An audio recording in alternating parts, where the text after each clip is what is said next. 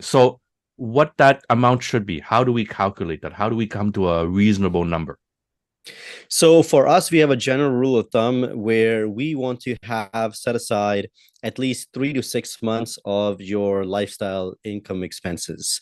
So that means that if you're earning, let's say, 45K, something around 40 to 50K per month, but you need probably about say 15 to 20K per month, and that includes kind of like your savings and things like that. So we want to calculate at least 3 to 6 months of that income as the coverage that we need. So in most cases, with the numbers I just gave, you're probably looking at about minimum 150 to roughly $200,000 or so of coverage. And you're right, most people within OMA coverage have that 50,000. They think it's sufficient, but when you actually do the math, because a lot of times if their spouse is involved in the practice, or they help out in admin or something like that, so where they're giving them out income as well, you also have to account for that income, right? Because you're only allowed to be able to give that income to your spouse after you earn the income first, and then you're just kind of just splitting the income.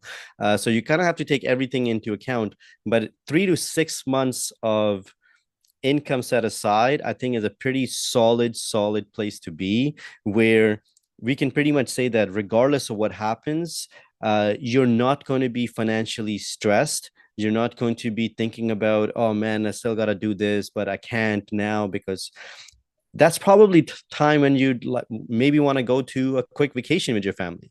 Maybe spend some more time at a cottage, or maybe go down south in the wintertime.